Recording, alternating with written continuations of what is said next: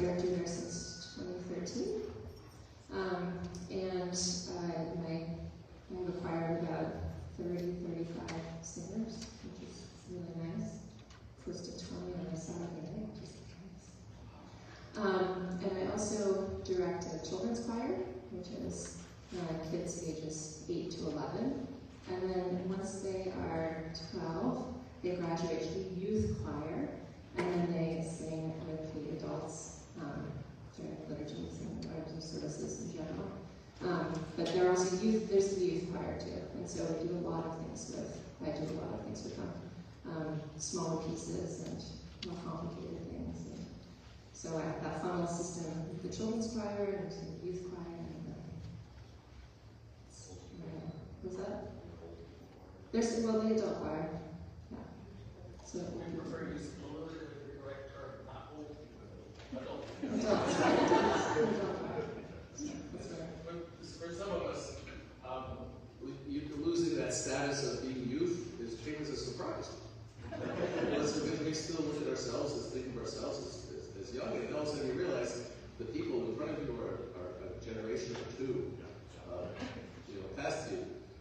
And so my experience has pretty much, I've never been a choir director on a regular basis. It's always been special projects. But I've been involved in special projects and things like that. And so that also sort of is a little bit of a different approach, because you're getting people who don't normally sing together, getting them together, trying to get them engaged, but also to have a good result. And so it has a little bit more, maybe different challenges than people you can actually work with on a regular basis. The story I was going to say was my involvement in the St. Herman's. At the time, it was really older youth. It was really people after graduating college, you were in your 20s, you had a job, you had a car, you would drive to Jordanville, and then Archbishop Lauris at the time decided that, well, there's all these youth coming, this needs to be done at a parish. And so in 1989, it was at the last minute organized in Nyack. That was the first St. Herman's conference at a parish, not at Jordanville, where it was more of a sort of a pilgrimage, where people just come to Jordanville, and then Father Gregory as a seminarian there started organizing lectures for people and maybe some social things to try to engage people. But in Nyack we had, I don't know, like 8 or 9 people, but they all sang in the choir. And so our first service that we did for St. Herman's, Peter Fikula had 2 copies of the Slavonic text of the service to St. Herman. So he sat down and he started marking up one. I was watching what he was doing and marking up the second copy. And that's what we sang from. We just put it up, and we had those people crowding around, and we sang the special melodies and whatever. And that sort of what launched got my interest. It said, oh, this is really, we should kind of pursue this and turn this into something. And then after that, I had opportunities to be more involved in organizing the choir when it was in Patterson, whatever. But then we were in Vineland one year, and the choir director was an older gentleman.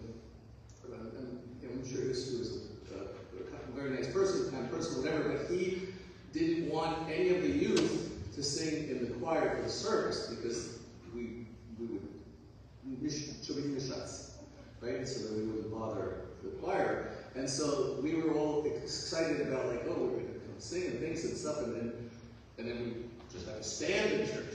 Can you imagine just standing in church and not doing anything?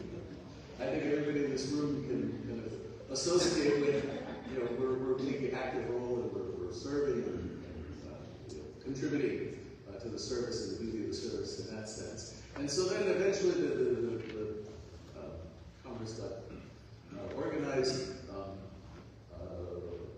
I officially am no longer associated with the conference for personal reasons, but I'm not going to get into that here. I don't think it's going to be that easy to just walk away. There's certain chains that are pulling me in the opposite direction. But anyway, that's a different story for a different day. I think Diash's experience is a little bit of both worlds. You have your own choir. Well, I'm saying Plus, you organize the choir for people from all around that come together. That's correct. So, I mean, I'm a baby, so I might as well start from when I started singing. So I used to serve at the altar, as every boy does, and my dad, who was the priest, who was a priest in Jordanville, after Vladika Lavra died, we moved to Brooklyn, and to a small parish where the choir had not a single male voice. So all of a sudden I got kicked out of the altar for not doing anything. So I was, so I told my dad, once a month I'll go sing. 3 weeks I'm gonna serve. Quickly that got reversed, whatever. But I didn't like it. I just did it out of necessity. I liked the harmony and I felt like I was doing something. But COVID changed everything because all of our conductors left, for whatever reasons. And so we were back to point zero, literally. And the parish priest, my father, said, "Oh, you're going to start a youth choir." What? I can barely sing the bass line. How am I going to conduct? But I was very, very blessed that there were people around me who were about my age, a little older, who got together and we would rehearse once a week. Again, it started as singing once a month and it turned into sometimes 2 services a week and rehearsal every week. So we were able to build a very nice community like that, expand our repertoire, our parish. We sang the same Sveti Tichi and the same Milost Mira since I was 9 up until that point. So that was one big blessing.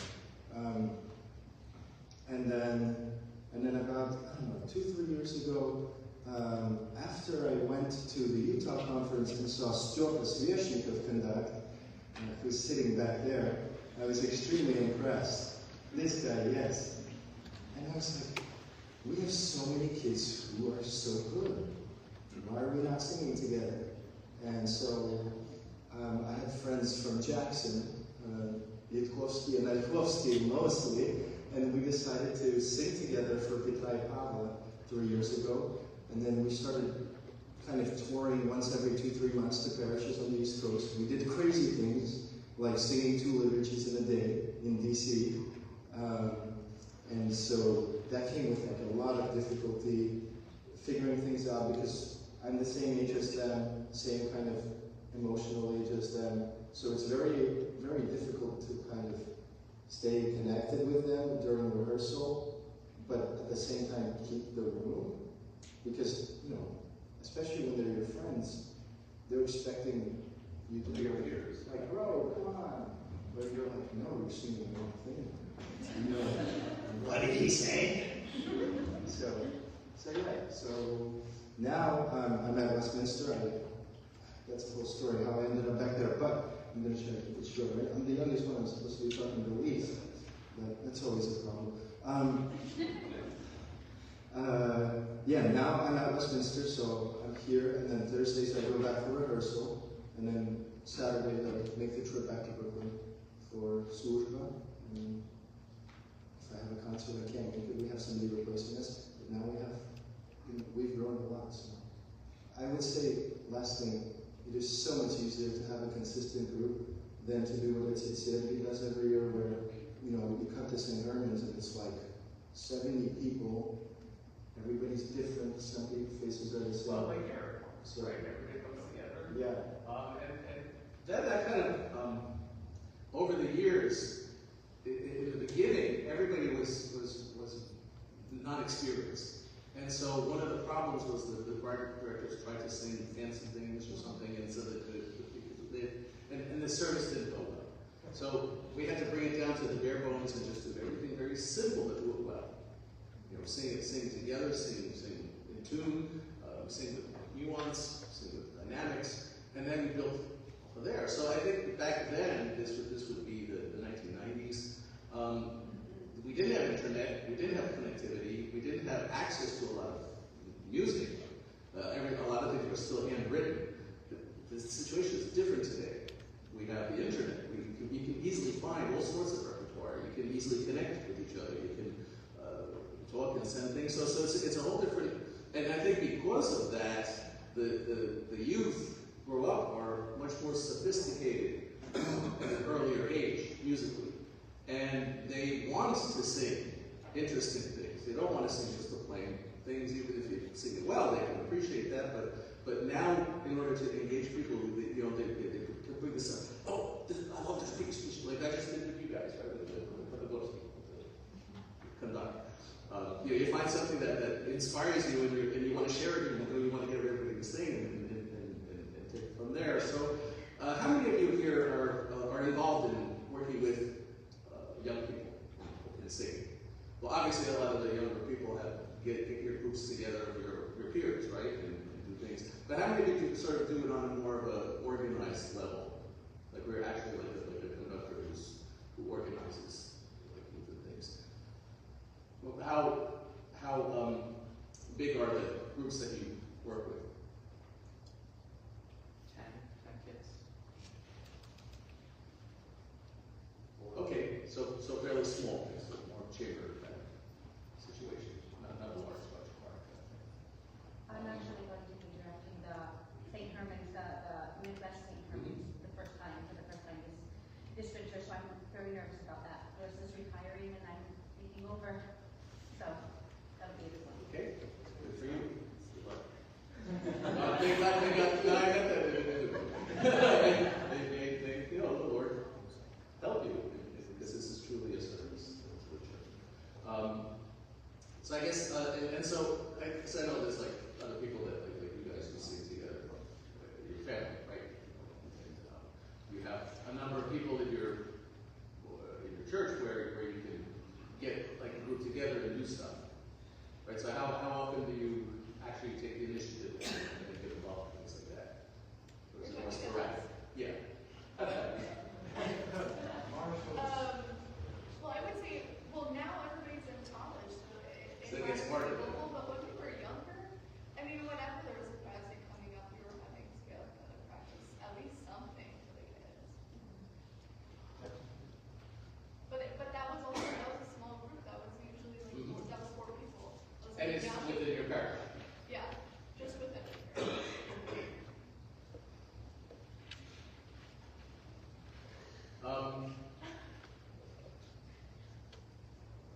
I think it's very interesting because you brought up project, or a feast or something like this, right?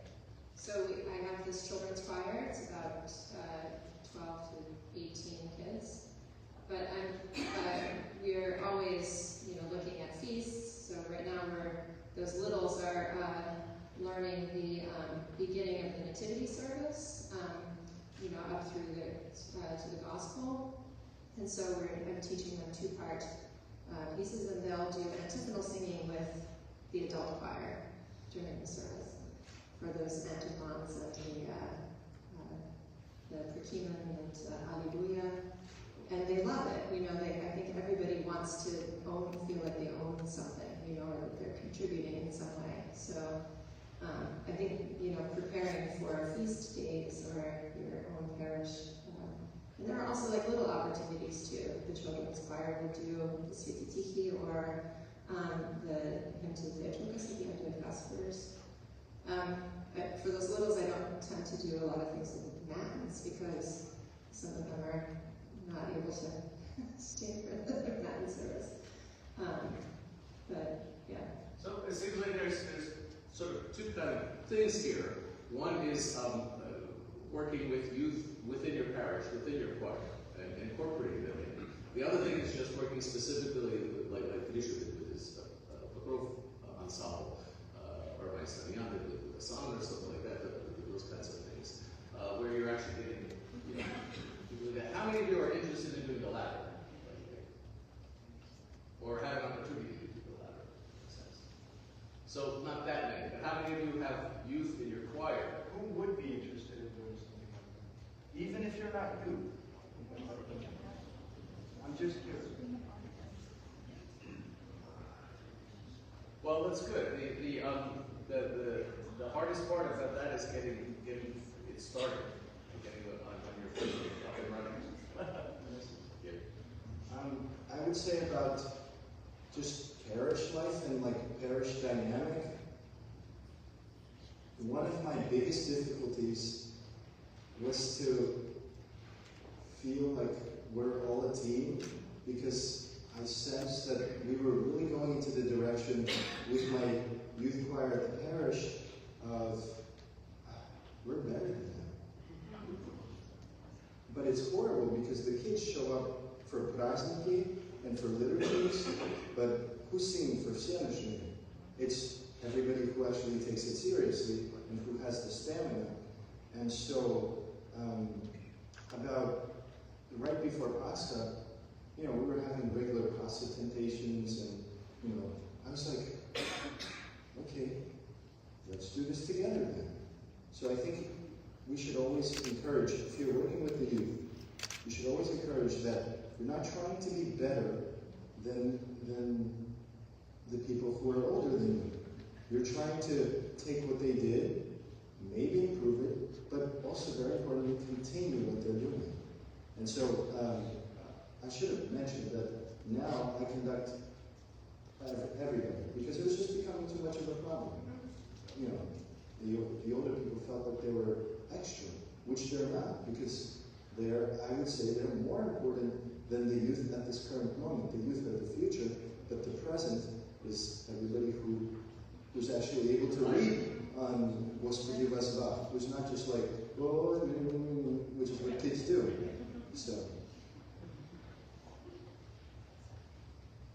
So really, I guess the thing here is how to work with youth within the context of the parish. I think that's probably the thing that applies to most people. So with youth voices, at least we can talk more about that, but where the voices are developing, they're changing, how careful do you need to be as far as The whole science. Yeah. right. So, with the younger kids, like I said, we're doing 2 parts, and those are very close because their voices haven't changed yet. Yes, and so everything's very similar. And they're also learning at that age too. There's also cognitive things we have to take into consideration, right? Are they able to sing in 4 parts? Are they able? Usually singing in unison is difficult enough, right? And having them train their ear so that they can hear things, and being attentive to those young singers who have trouble matching pitch, and working with them kind of individually, but in a fun way, so that they're don't feel like they've excluded or singled out, But once they reach about 12 or 13, right, they're really capable, cognitively speaking, of doing anything that the adults are doing. And so, it's just next level. But for those younger kids, a lot of it is about discipline. The discipline of singing in a choir, what is expected of them, so that when they are ready to be in the youth choir, the adult choir, it's natural for them. They're not, it's not a surprise that they need to stay in the choir for the entire service and not go in and out, and that they have to come to the choir rehearsals and have to study outside of the choir rehearsals, whatever I'm asking them to prepare for services. I would say one thing that's very important, but this goes all across the board, it's that, very often parishes don't rehearse. Whose parish choir rehearses here on a weekly? Wow. Wow. That's impressive. Everybody show up to said rehearsals. Because we have how many people in our choir, and how many show up to the That's what I was rehearsals? just gonna It's ask. always the same people. Yeah. And everybody wants to sing at the services, but not everybody comes to the service. So I loved the talk this morning that Gave about discipline, right? We have a very important job, right? At singing. This is an incredibly important job. And so it can't be taken lightly. And I think sometimes, we disagree sometimes, but that's okay. I tend to be very strict with my choir, right?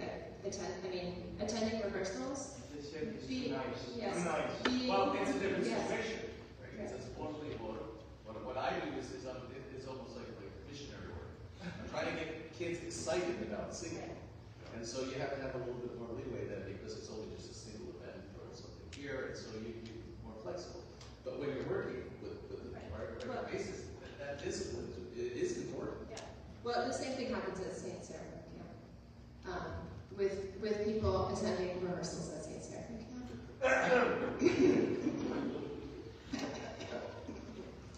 So yes, I do understand this. But working in the context of a parish, right, where your job is to sing as one voice, and your job is to interact with the clergy, and your job starts before the clergy even speaks the word, right? Because you have to be ready to respond, right?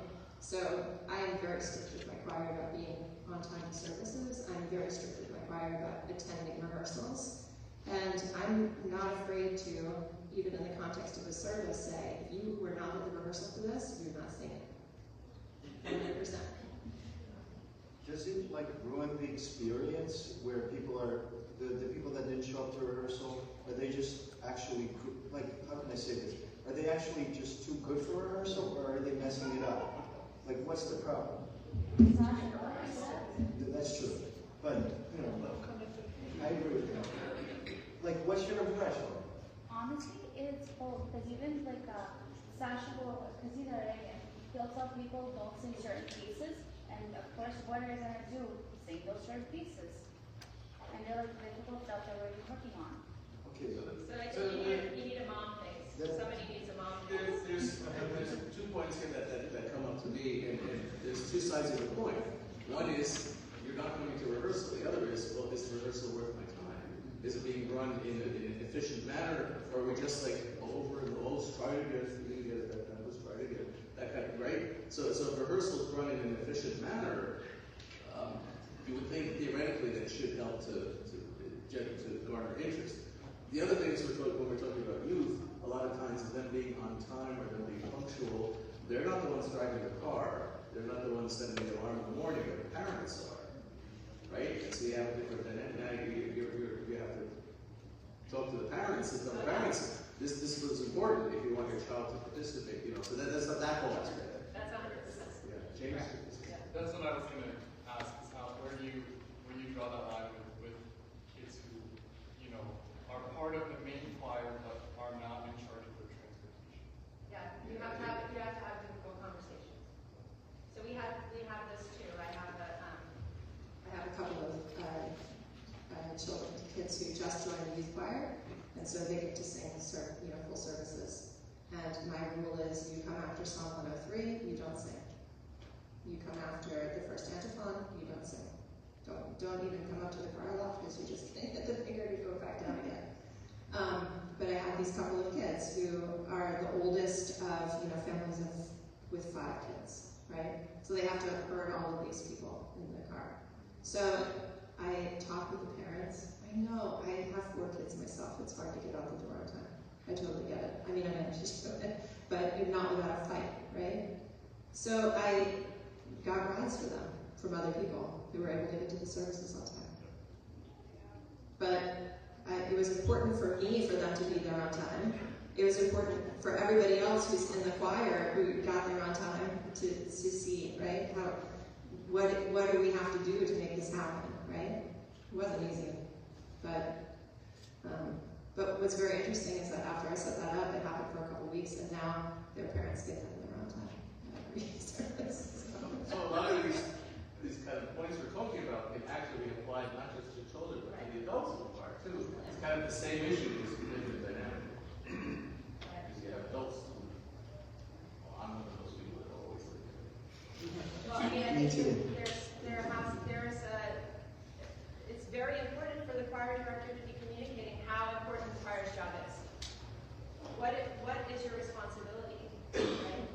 And I think it was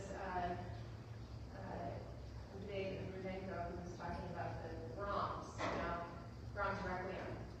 And he said, I love it. There will be people who are sitting in this audience who have never heard it before. It'll be the first time they ever hear it. And there will be people in the audience for which it'll be the last time they ever hear it, right? And they go, okay, that's Brahms Requiem. Now we're talking about like a service, right? A church service. And how important is your job to be in helping to facilitate prayer?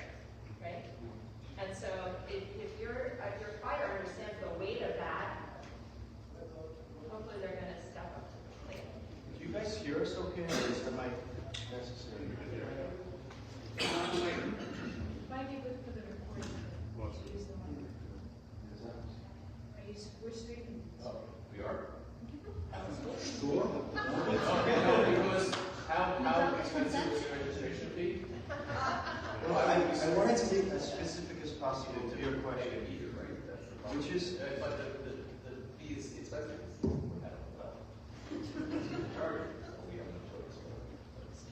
We thought about that, it was too difficult to set up something reliable, your screen, on a content basis, we're kind of recording a lot of things, just being available after. Well, it's still being But that's- recorded, right? Oh, I suppose. I kept it just loud until my kid. yeah, okay. That, all that. We're all singers here. Well, I wanted to be as specific as possible to your question, which is if the conductor said, don't sing this piece, and the person did, and they keep on doing it, and they don't listen, we as conductors, number one, I mean, people will disagree with me, but here's how I do it. I try to explain that the choir's a hierarchy. Singers, slightly above them the conductor, and then the parish priest. And of course, above us all is, we know who it is. But if you're not listening to the conductor has told you repeatedly, it's the conductor's job to go to the priest and tell them that this person isn't listening to me. It's not your job to emotionally lash out and be, I don't know, whatever. It's not your job. That's already the job of the priest. So I think it's important to kind of be able to step out of the boundaries of, especially for me, that's my friend. You know, they're going to hate me for a week, maybe for 2, maybe for 6 months. That's happened before too. But sometimes you have to have different conversations, and sometimes it's not in your hands. And then the other thing to what you said about process. If your rehearsals suck, nobody's going to show up. That's why feedback is important. You have to be able to listen to your choir. Especially, none of us are pros. Like, well, for me, sorry, some of us are. But like every rehearsal, you mess up all the time. Sometimes the choir is, how we like to say, flatting because of you. Not because of them. It's your gesture. Something's wrong. So it's important to be self-critical. And it's very important to, think of the entire process. The product is just a small part of the process. What we sing at the service is just a small part. So it's very important to be process-oriented. And then the singers will feel like we're actually doing something at rehearsal. We're not just like, oh, we пришли, чтобы спеть правильно. Like, it's not just about getting it right.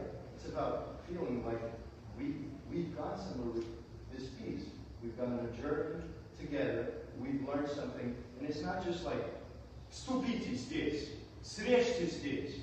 No, it's like, now I feel as a singer, I could basically do this on my own without the conductor. So we're trying to give them the tools necessary to be as independent of us as possible. But then we have to remember that, okay, we're talking about with youth now. And one of our jobs is to inspire the youth so that they will want to keep singing, right? And so that's something that we have to keep thinking about. And so when you tell a young person that you can't sing this week because, we're having the elite people singing or something like that, I can do it, I know I can do it. That's their attitude, right? And so you have to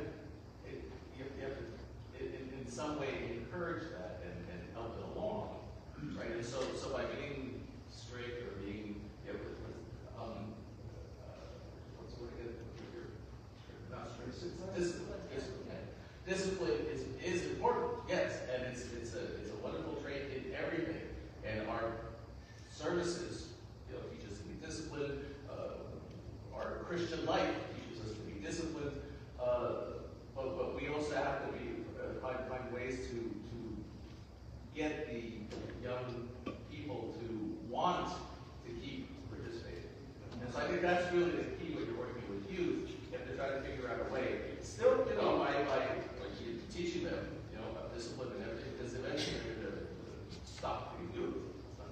And eventually be adult savers of things. And so you want to cultivate that to get to that point. And so that's really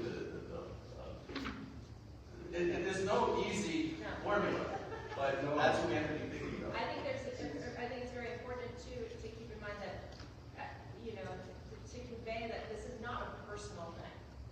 This is not personal. Like your correction is not personal. It's not because I don't like you.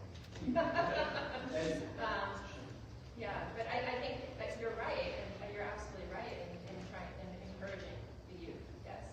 Just because this is a conversation, I actually wanted to say that one of the things that is very hard for me at St. Herman's, and because I've sang under you since I've been going, which feels like forever, and so I can't imagine St. Herman's without you. So don't even get me started.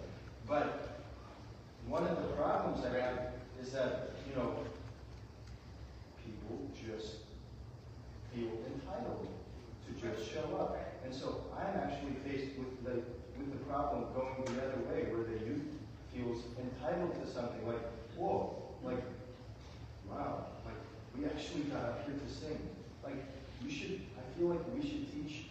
And I was talking to Buddha about this word, creating, and we couldn't find a good translation for it, but it's like reverence. We have to teach them to approach it with reverence. And I think that will teach them that it's important, that it's fun. But without that, our church music loses its essence when kids just show up and just feel like they're part of a participation group project. I wanted to add that at one of the churches I sing at a great deal, we have quite young children who are maybe 8 or 9 years old who are basically singing just the same as the adults are singing. So I think younger children can be capable of singing at a high level. So absolutely, I agree. The situation with our choir, and the reason that we have a children's choir is because our choir loft is really tiny. We pack 30 plus people in there in a space that's really designed for about 14 max. Yeah, we're like full starters up there. And so if I've got children, 8 to 12, 20 of them, they're not going to fit up in the park. Yeah. And so that's why I agree with you. I think the other thing to keep in mind though too is when I'm working with these young kids, how many of them actually stay for the entire service? How many of them are in and out? We're lucky at our church, Sean. They basically stay. That's great. That's really great. That's perfect. Yeah. I have one down, one out full, and that's even for the adults. Like once the service starts, you can go down and back up once. You go down the second time. You're so But we're like sardines. So every time somebody leaves, they've got to like leave through you all, and it's distraction. It's a huge distraction. So that's another necessity. But I agree. I mean, I sang in church. I sang in church since I could sing. Yeah, and I love kids in the choir. I really do.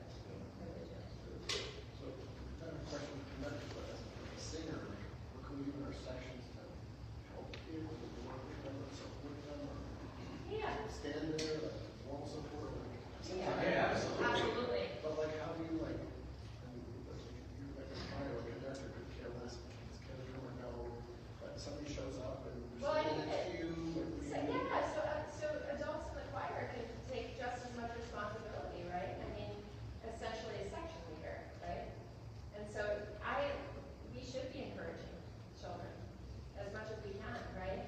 You see they're struggling with something, you talk to them, Like for instance, like when you hand out music, and everybody's like getting copy music, make sure that people so that even if they can't read it, whatever, they feel important. Because I remember being a little kid, feeling important. Right. I don't know what it means, which is upside down. I don't know. But I had it, and it gave me a feeling of belonging to the group, and just an encouraging word here or there. I think it's important to be good examples, number one, because a lot of the horrible tendencies that we see in kids are a result of our behavior. So the chatting and the horrible posture that the kids stand with, a lot of times Luke at yourself during a vigil. I mean, think about it. Think about it. So it's important to always feel like, you know, they're struggling with often a lot of the same things as us. So it's important not to really make too much of that distinction, like, I need the key, like they're so behind us and we're like so much better. And then another thing, practically speaking, teach them how to flip the pages. Right. Like the conductor says, oh, okay, not that anybody's singing that in their parish, but make them find it. So they remember. Not like the Isidro Trio, Yas Biel, and then Yas Snow, I fell asleep until the next piece. What I do, because our parish notation, our parish music is a mess.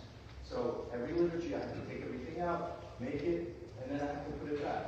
So during prophets, when the kids want to chat, if they're chatting, instead of like bickering, you guys are so bad, I've told you many times, I'm like, oh, perfect. Come here, you'll help me. So make them feel involved. That's what you were going to say?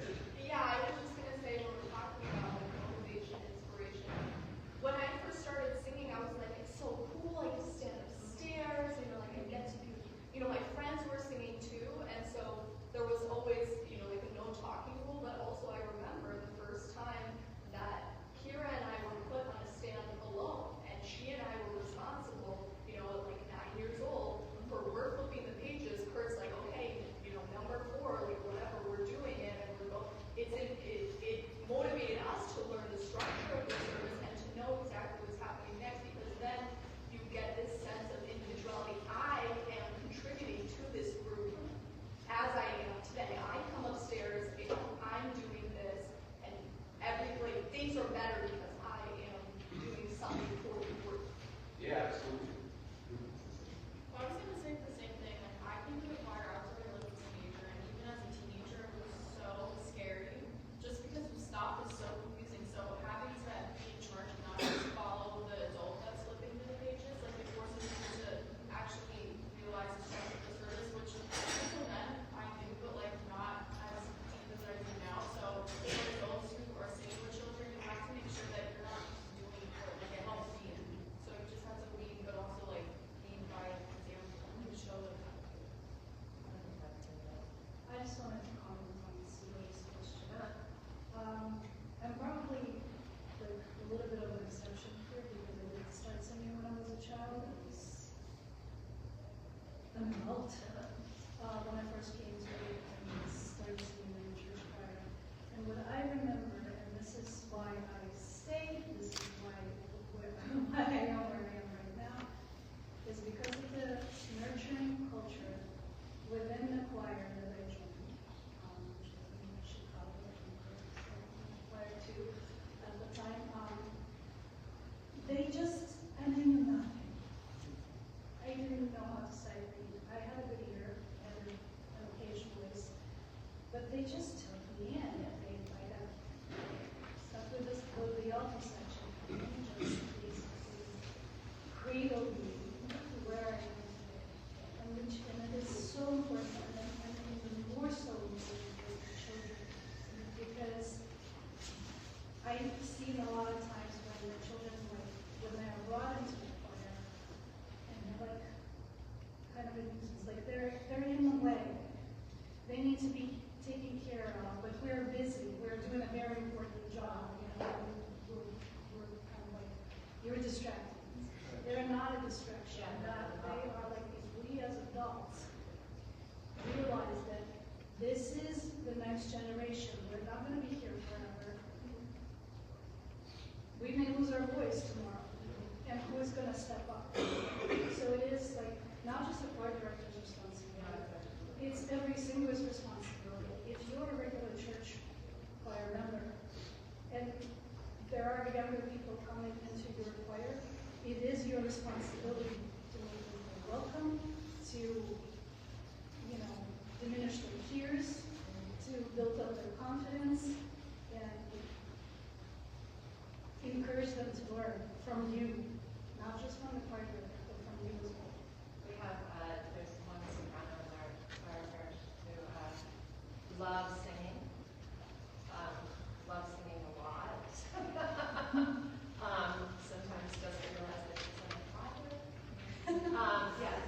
So it's to speak to the nurturing thing, right? So our youth choir does all of the trios, like they do the trios, and this is one that do the trios.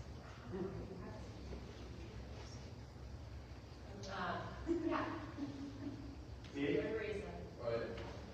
This doesn't apply to every parish, but I think that a parish, because some parishes you only have 4 people in a choir, that's what you got. But if you have a lot of youth and other people, say people who are adults already, and they want to come to the choir, you got a good selection of that. I think, yeah, you should be welcoming, you should definitely nurture people or whatever, but you can't just let anyone into the choir. God bless different people with different talents. If somebody's tone deaf, there's only a certain amount of things you can do. So I think, like, obviously you can't do this for every parish. Like some parishes, they have very few people. You're stuck with what you got. But if you have a lot of available, like resources and quotes of people to pick from, like auditions, like I'm not saying full blown, like it's got to be professional and everything, but you can like kind of. So we have. You can't. I don't really agree with the we have to welcome everyone. You can sing. I'm not saying that's what you guys are saying, but I just wanted to add that. I think there does have to be nurturing. So, I mean, I solved that problem. That basically is not it. If somebody wants to join the choir, they have to come to rehearsals. And if they're singing in several rehearsals before they can sing the service, and then I'm getting an idea of if they're going to actually be a help or a hindrance. What are your rehearsals? What was that? When are you? Because we have people coming from all over. Our rehearsals are Sunday. So at the end of the service, we instruct them. Then people will go and get something a little bit to eat, and then they come for rehearsal. How long is the rehearsal? It depends on what we're working on. Typically, an hour 15, sometimes an hour and a half. Yeah, but it's it's out of necessity, to have it on a Sunday. This is every Sunday? Almost, yeah. Not during the summer. There's Sunday school, and most of the Sunday school classes meet right after communion. The teens have their church school during baptism. So by the time they're finished, they can come up and join. Our children's choir meets on Sunday before liturgy, so 9 o'clock in the Sunday. So the other thing is the counterpoint, and I do agree with you, David. You have a good point. But the counterpoint to that is sometimes people are judged and they have potential that's not really 100%. I had somebody actually email me years ago to tell me that he sang with me at conferences, whatever things, and it actually gave him confidence and he realized he can actually sing. Because back in his parish, he was told that he can't sing, that he doesn't have ear. And here I was saying, wait a minute, they're singing complicated stuff, and I'm keeping up. And so then a few years after that, he became a choir director in his parish. But the people that were singing at the time told him, like, no, get out of here. So, less than 1% of the population is actually not that. Less than 1% of the population. But on the other hand, if you do have a group of good singers who want to singing things and stuff, and then you have these people that are basically plodding along and feeling, they do get in the way of what they're developing of everybody else. So you can, you're encouraging youth and things of that way, but you have youth at different levels. You have youth that's musical, and you have youth that's not so musical. Well, I was just going to say you do like a vetting process like you do at your choir. Say somebody they just can't sing, like they went through several rehearsals, liturgies, whatever, and you decided, okay, they're taking away from the choir, not adding. So how do you deal with that? Do you just tell them to their face? I offer to meet with them one-on-one and work with them one-on-one. Father, in the name of God, I probably say, and I think I've heard him say this in the past, you give that person a stichad.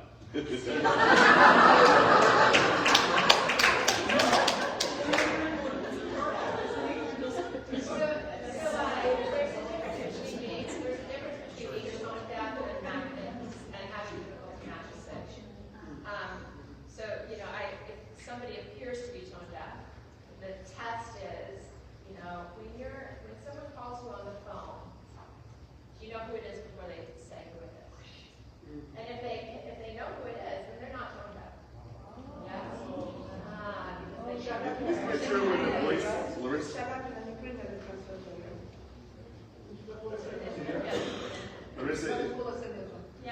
isn't it true when the male voice changes, sometimes they go through a period where they have a lot There's of a hole in the voice, yeah. Yeah, they can't match pitch, and, But yeah. and that can be dangerous if you listen to them at that point, because you're like, oh, you know. No, I mean, you have to know what you're listening to. Right. You have to know what you're listening to. How do you deal with that change in voice? How do I deal with that change in voice? I hope that I get them before that happens, and then we sing through it. Yes. Sing through it. Sing through it. That's a very Stopping common singing. misconception in old European school. I would say, especially the Ruski. I mean, my teacher, for my voice teachers, my first voice teacher, he's teaching my younger brother now. And, you know, I went through a voice science class and I feel like I know a little bit. But she basically told him to stop singing for his voice break. But it's just scientifically, it's very hard to pick up. Well, it's all it is about coordination. So it's muscular coordination. So if you're not singing through it, then you got to do a lot of work on the other end of it to get that coordination.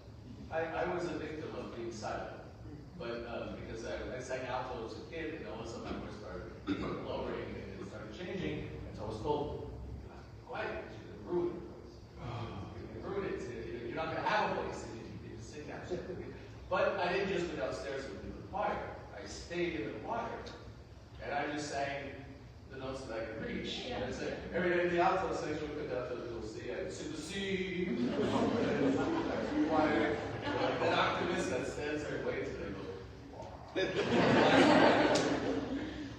but eventually, it got to the point where, you know, probably for 2 years, from 13 to 15, and then at some point, our bass didn't show up on a Saturday night.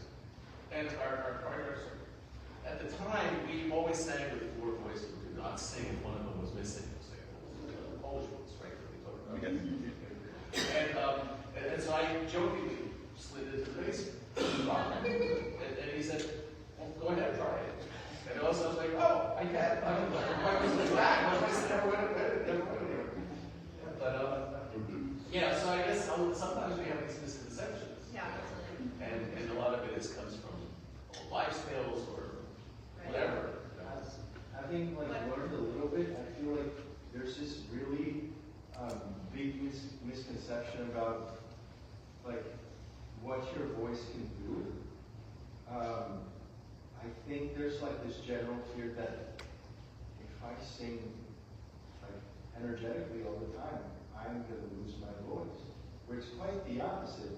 And even when you do lose your voice, you can build it back. And it's very rare that somebody just loses their voice.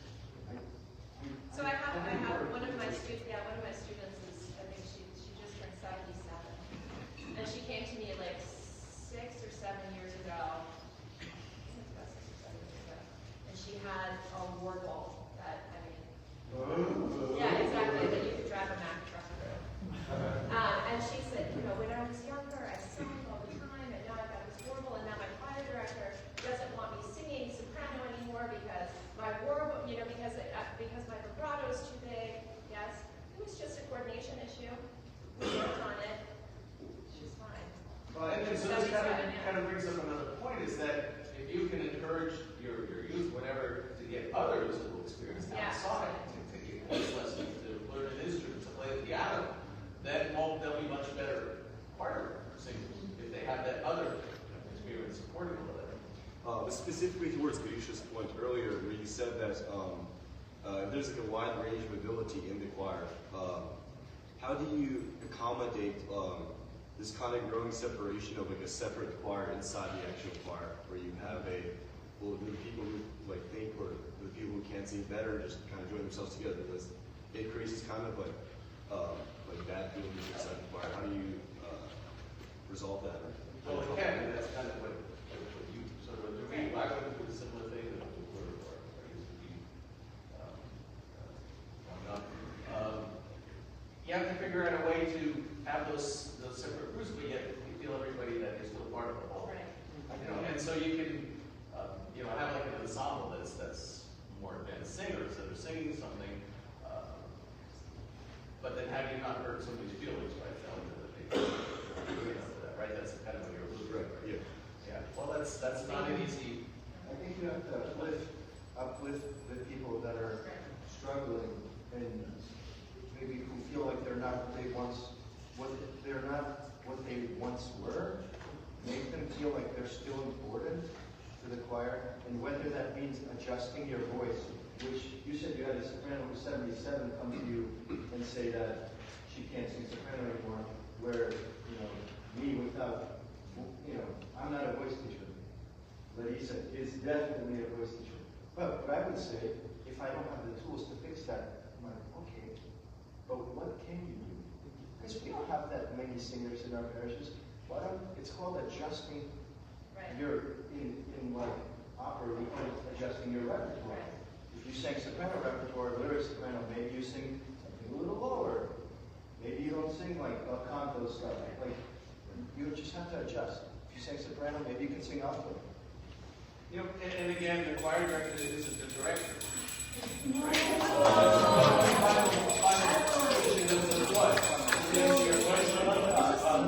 choir director is a director. He can sort of put his foot down in a way, right? But you can also say like, if you give a smaller group that's better or something more interesting, then you then give them a character too.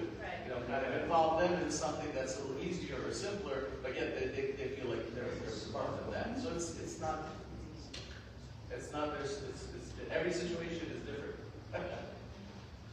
Okay, I'm so glad you guys found this conversation.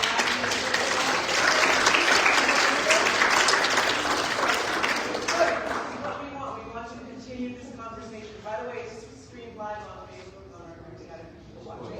Yes, it was. I just told everybody about it. It was.